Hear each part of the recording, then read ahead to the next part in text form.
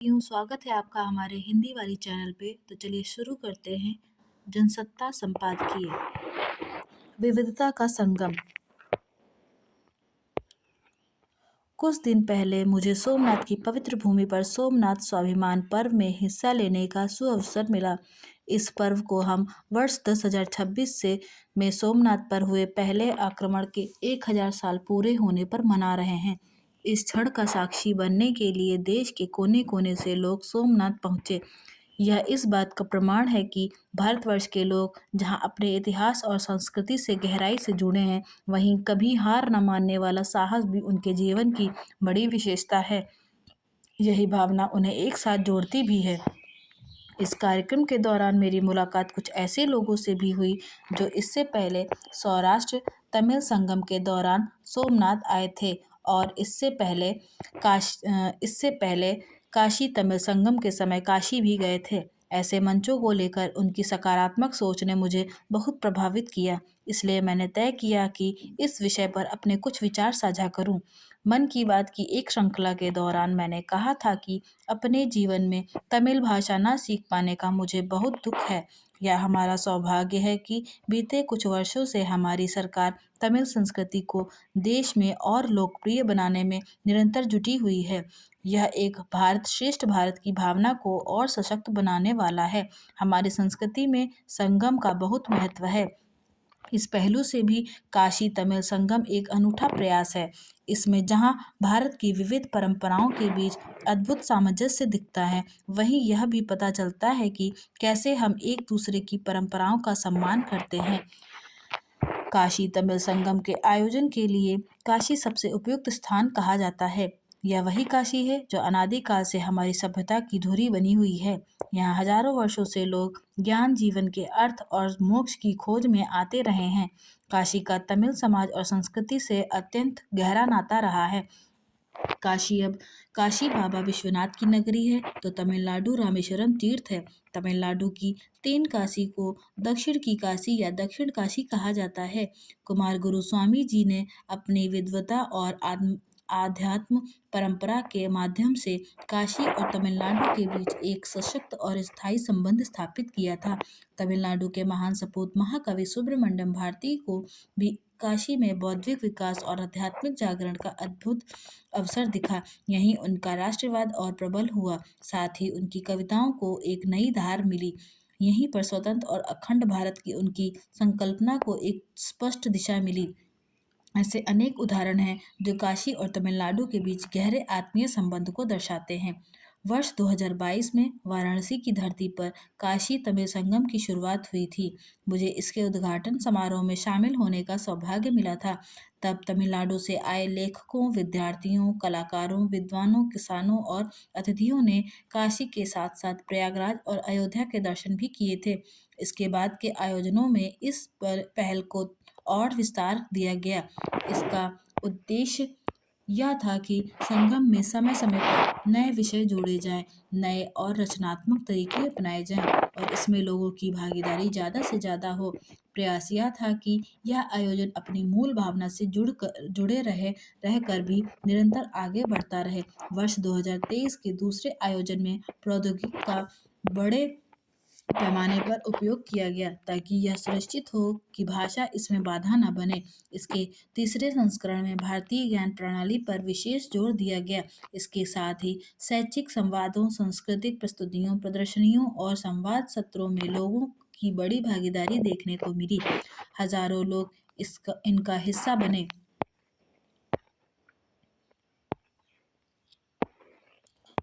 काशी तमिल संगम का चौथा संस्करण 2 दिसंबर 2025 को आरंभ हुआ।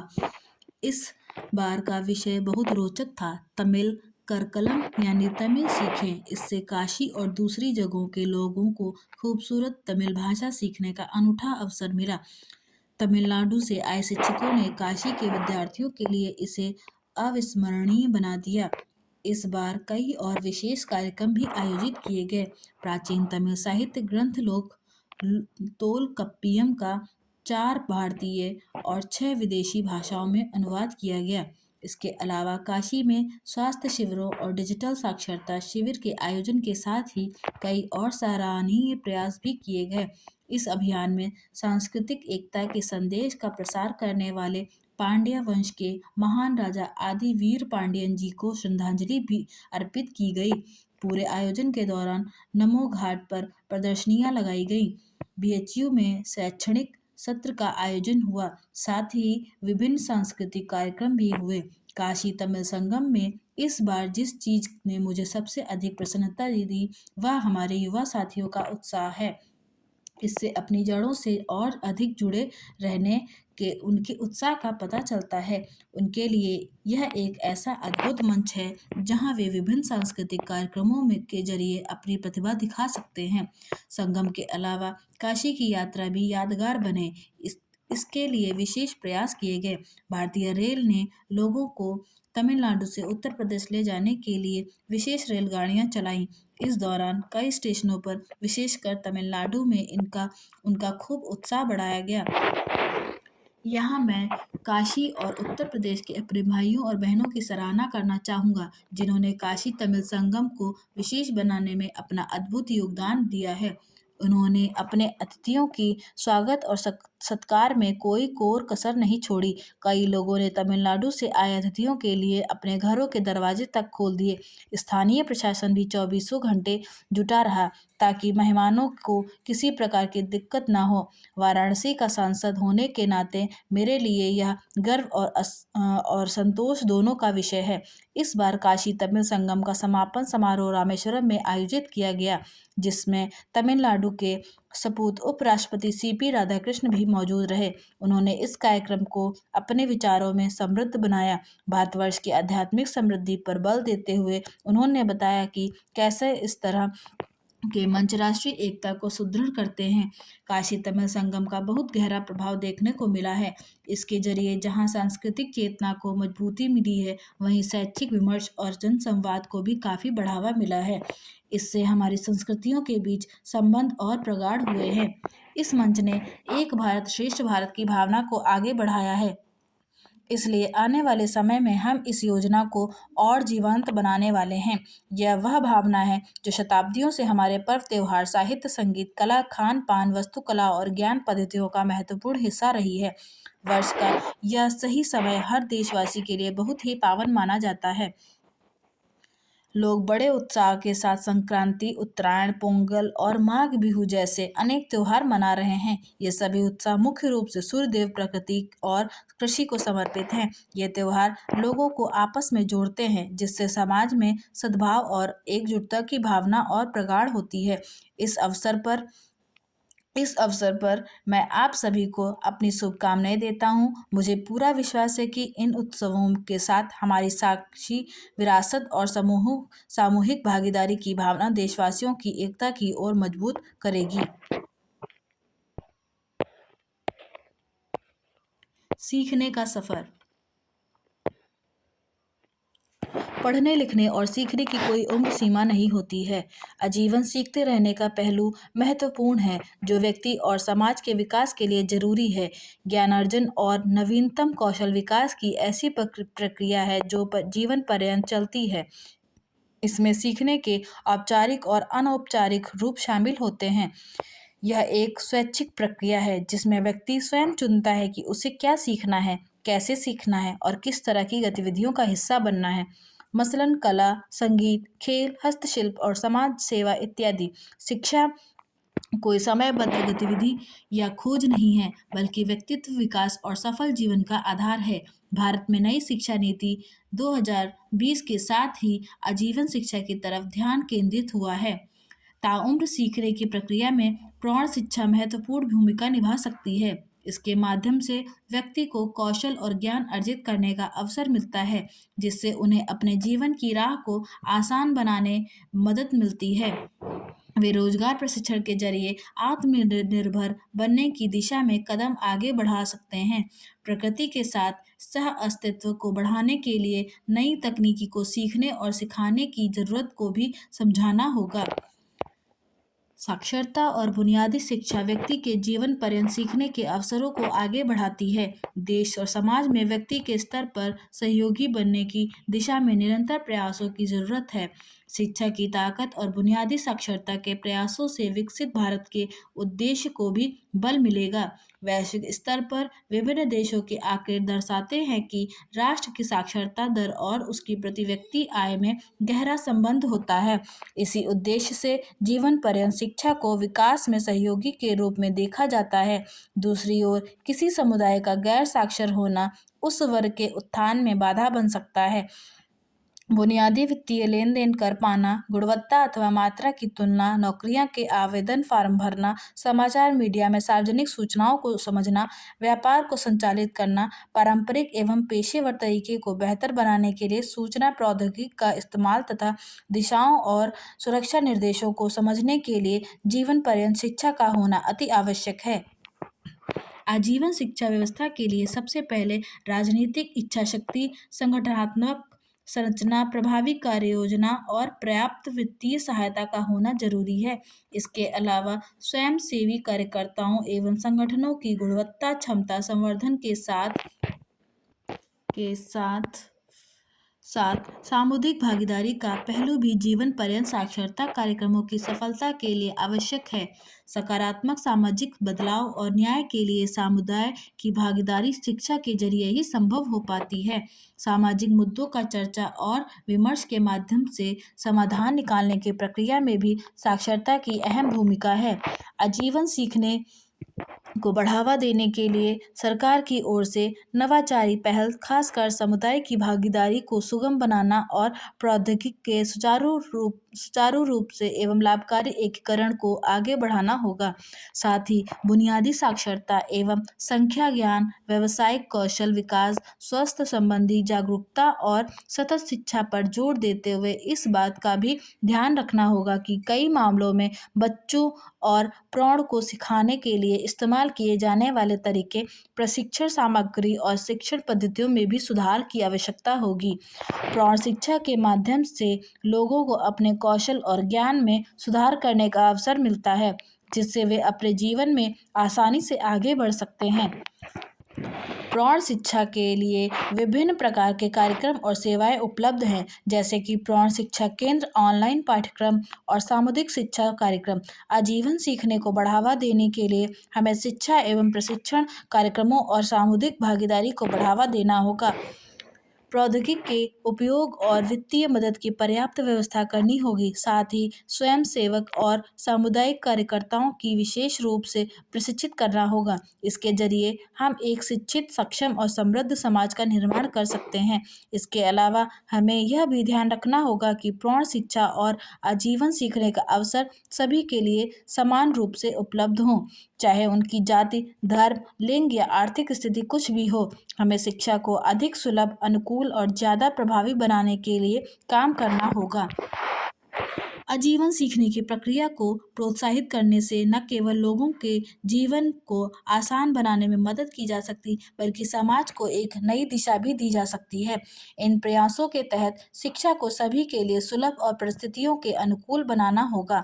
नवीनतम प्रौद्योगिकी का उपयोग करके शिक्षा को प्रयोगात्मक और प्रभावी बनाना होगा तथा शिक्षा में अनुसंधान और विकास को बढ़ावा देना होगा। शिक्षा और ज्ञान व्यक्ति के व्यक्तित्व को निखारता है। यह वह प्रकाश है जो अज्ञानता के अंधेरे को दूर करता है और तर्कसंगत सोच विकसित करता है। शिक्षा से व्यक्ति और समाज अपने दम पर निर्णय लेने में सक्षम हो पाता है और यही क्षमता उन्हें वास्तविक दुनिया की चुनौतियों का आत्मविश्वास से सामना करने में मदद करती है।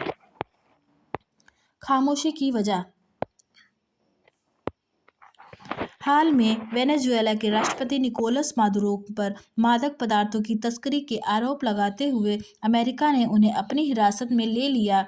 इसे पूरे घटनाक्रम पर विश्व समुदाय और अंतर्राष्ट्रीय संगठनों की चुप्पी कई गंभीर प्रश्न खड़े करती है। अमेरिका लंबे समय से वेनेजुएला पर गंभीर आरोप लगाता रहा है। बिना युद्ध लड़े किसी भी देश को अस्थिर करने का यह सबसे खतरनाक तरीका है। विडंबना यह है कि स्वयं अमेरिका भी नशीले पदार्थों की समस्या से जूझ रहा है। जहां उसकी युवा पीढ़ी बड़े पैमाने पर इसकी चपेट में है। ऐसे में वेनेजुएला के मामले में कई देशों की ओर से विरोध न किया जाना जाए या तो नशे के खिलाफ सख्ती के समर्थन के रूप में देखा जा सकता है, या फिर यह उन देशों की मौन सहमति है। आर्थिक दृष्टि से भी अमेरिका के वेनेजुएला में गहरी रुचि किसी से छिपी नहीं है। पहले इराक, अफगानिस्तान और अब वेनेजुएला। यह सिलसिला अंतर्राष्ट्रीय नियम कानूनों के पालन को लेकर सवाल खड़े करता है। हर देश की संप्रभुता का सम्मान जरूरी है और बातचीत से विवाद हल करने चाहिए। बेरोजगारी का दंश। प्रत्येक वर्ष हम युवा दिवस मनाते हैं। सवाल यह है कि क्या देश का युवा वास्तव में राष्ट्र के निर्माण में अपनी भूमिका निभा रहा है या उसे पर्याप्त अवसर मिल रहे हैं? आज सच्चाई यह है कि युवाओं को बेरोजगारी का दंश झेलना पड़ रहा है। वे जहां कुंठा में जी रहे हैं, वहीं कुछ युवा गलत रास्तों पर भटक रहे हैं। इसलिए सरकार को संकल्प लेना चाहिए कि योजनाएं इस तरीके से बनाई जाएं कि युवाओं को अधिकतम लाभ मिले, रोजगार सृजन के अवसर बढ़ें और युवा वर्ग के लिए शिक्षा और चिकित्सा पर विशेष ध्यान दिया जाए। उन्हें शिक्षा प्राप्त करने के बाद बेरोजगारी की मार न झेलनी पड़े, बल्कि वे स्वयं अपना कारोबार चलाएं, अपना रोजगार बनाएं और दूसरों को भी रोजगार दें। हमें संकल्प लेना होगा कि देश के युवाओं को अच्छी शिक्षा और जीविका मिले, ताकि युवा शक्ति को राष्ट्र निर्माण में प्रोत्साहित किया जा सके। सुनियोजित साजिश। इन दिनों जिस तरह से बांग्लादेश में अल्पसंख्यक हिंदू आबादी पर हमले हो रहे हैं, उससे तो यही लगता है कि ये सब सोची समझी साजिश के तहत किया जा रहा है। यह भी कहा जा रहा है कि आज के समय में हमले पाकिस्तान समर्थक बांग्लादेशियों द्वारा किया जा रहे हैं। गौरतलब है कि हमने पाकिस्तान से अलग बांग्लादेश बनवाया था, तब यह पूर्वी पाकिस्तान कहलाता था। भारतीय सेना की कार्रवाई के बाद पश्चिम पाकिस्तान के 90,000 पाकिस्तानी सैनिकों ने एक साथ आत्मसमर्पण किया था। इन दिनों वर्तमान सरकार बांग्लादेशी घुसपैठियों के खिलाफ कड़ी कार्रवाई कर रही है और उन्हें गिन गिनकर भारतीय सीमा से खदेड़ कर बाहर किया जा रहा है। यह एक बड़ा काम और बड़ी चुनौती भी, लिहाजा अब बड़ी कार्रवाई का समय है। पाकिस्तान की ही तरह बांग्लादेश को भी अब सबक सिखाया जाना चाहिए। साइबर फर्जीवाड़े के मामले आए दिन सामने आ रहे हैं। शायद ही कोई दिन जाता होगा जब ठगी की घटनाएं नहीं घटती हों। दिल्ली में बुजुर्ग दंपत्ति से 14 करोड़ की ठगी की गई। ऐसी कई घटनाओं में लोगों को लाखों की चपत लग चुकी है। समझ में नहीं आता कि तकनीकी के इस दौर में भी साइबर ठगी की घटनाएं क्यों नहीं रोकी जा रही हैं। हालांकि सतर्क रहने की चेतावनी दी जाती है, बचाव और जागरूकता के अभियान भी चलाए जाते हैं। जनता को अपनी व्यक्तिगत जानकारी या अनजान फोन से सतर्क रहना होगा। पैसे से संबंधित या बैंक खातों से संबंधित जानकारी किसी भी अनजान व्यक्ति से साझा न करें, क्योंकि इससे जीवन भर की जमा पूंजी हाथ से निकल जाती है। डिजिटल अरेस्ट और ठगी की अन्य घटनाओं से बचने के लिए सतर्कता और समझदारी का परिचय देना चाहिए। सुरक्षा की फिक्र। आज की भाग दौड़ भरी जिंदगी और अत्यधिक व्यस्तता के बीच ऑनलाइन सामान पहुंचाने का कारोबार न केवल रोजगार का एक महत्वपूर्ण स्रोत बन गया है, बल्कि यह उपभोक्ताओं के लिए एक बड़े बाजार की शक्ल ले चुका है। खासकर कोविड महामारी के बाद में इसमें जबरदस्त उछाल आया है और अब मांग पर हर तरह के उत्पाद मिनटों में घर पर पहुंच जाते हैं। मगर तत्काल सामान पहुंचाने की होड़ में इस कार्य से जुड़े कर्मियों पर ऑनलाइन कंपनियों के दबाव और उनकी सुरक्षा को लेकर चिंताएं भी बढ़ी हैं।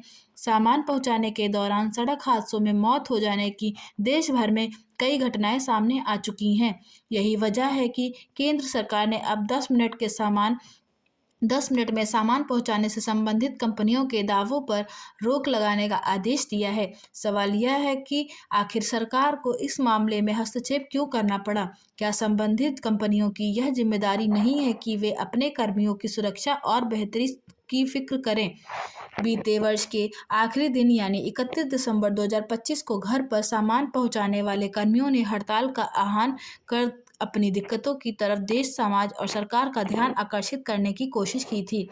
कुछ अरसे से ऑनलाइन बाजार की यह कहकर हिमायत की जा रही है कि इससे रोजगार के नए अवसर सृजित हुए हैं और उपभोक्ताओं को भी अपनी पसंद की सामान की खरीदारी का आसान विकल्प मिल गया है। साथ ही यह भी कहा जाता है कि इस क्षेत्र में काम करने वाले कर्मियों को अपने कार्य की अवधि खुद तय करने की आज़ादी है, मगर क्या वास्तव में उन्हें काम करने की आज़ादी है?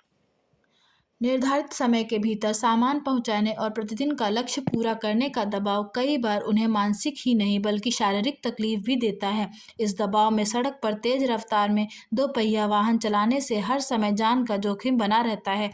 ऐसे में 10 मिनट में सामान पहुंचाने के वादों पर रोक लगाना निहायत जरूरी हो गया था। नीति आयोग की वर्ष 2022 की एक रिपोर्ट के अनुसार वर्ष 2020 में देश भर में ऑनलाइन मांग पर सामान पहुंचाने वाले कर्मियों की संख्या करीब 77 लाख थी और यह आंकड़ा 2030 तक 2.35 करोड़ तक पहुंचने का अनुमान है। इससे यह बात तो स्पष्ट है कि ऑनलाइन बाजार के कारोबार से रोजगार के नए अवसर पैदा हुए हैं, लेकिन साथ ही संबंधित कंपनियों की प्रतिस्पर्धा में कर्मियों की सुरक्षा और काम के दबाव का संकट भी पैदा हुआ है। कहा जा रहा है कि सरकार के आदेश के बाद ऑनलाइन कंपनियों ने अपने मंच से 10 मिनट में सामान पहुंचाने का दावा हटा लिया है, मगर इस तरह की कोशिश फिर से किसी दूसरे रूप में न हो, इसके लिए सरकार की ओर से एक निगरानी तंत्र बनाने की जरूरत है। सरकार को संबंधित ऑनलाइन मंचों के साथ मिलकर यह कोशिश करनी होगी कि श्रम शक्ति का यह हिस्सा सुरक्षित वातावरण में विकास और सामाजिक गतिशीलता की सीढ़ी बने और उनके अधिकारों को भी रक्षा हो सके। धोखाधड़ी पर लगाम। पिछले कुछ वर्षों में साइबर धोखाधड़ी का जाल इतना व्यापक हो गया कि कब कौन ठगी का शिकार हो जाए कुछ कहा नहीं जा सकता। जिस तेजी से इस तरह के मामले बढ़ रहे हैं वह गंभीर चिंता का विषय है। सवाल है कि आधुनिक तकनीकी के इस दौर में साइबर ठगी पर अंकुश क्यों नहीं लग पा रहा है। जालसाजी में फंसकर लोगों के जीवन भर की जमा पूंजी हाथ से निकल जाती है। डिजिटल अरेस्ट जैसे मामलों में तो पीड़ित को मानसिक यातना भी झेलनी पड़ती है।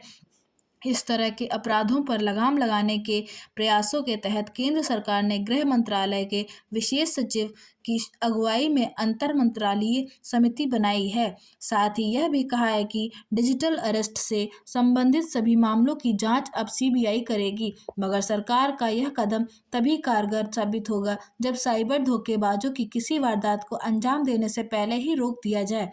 गौरतलब है कि शीर्ष अदालत ने अपने एक आदेश में डिजिटल अरेस्ट की बढ़ती घटनाओं पर चिंता जताते हुए कहा था कि सरकार को इससे निपटने के लिए बड़े कड़े कदम उठाने चाहिए। दरअसल देश में ऑनलाइन लेन-देन बढ़ने के साथ ही साइबर ठगी के मामलों में भी बढ़ोतरी हुई है। इसकी सबसे बड़ी वजह यह है कि आम नागरिक और खासकर बुजुर्ग नई तकनीकी और ऑनलाइन जोखिम से अनजान हैं। जरा सी चूक होने पर लाखों रुपए जालसाजों के हाथ में चले जाते हैं। चिंता की बात यह है कि साइबर धोखाधड़ी के लिए आए दिन नए नए तरीके अपनाए जा रहे हैं। ऐसे में जरूरी है कि आम लोगों को डिजिटल साक्षरता के जरिए व्यापक स्तर पर जागरूक किया जाए। मसला सिर्फ इस तरह के मामलों की जांच का नहीं है, बल्कि जरूरत इस बात की है कि अपराध होने से पहले ही उसे रोक दिया जाए। जब तक साइबर अपराधियों की धरपकड़ के लिए मजबूत तंत्र स्थापित नहीं किया जाएगा, तब तक इस ऐसे मामलों पर पूरी तरह रोक लगा पाना संभव नहीं हो पाएगा। आशा करती हूँ कि आपको हमारा यह वीडियो पसंद आया होगा। So please like, share and subscribe करना ना भूलें। धन्यवाद।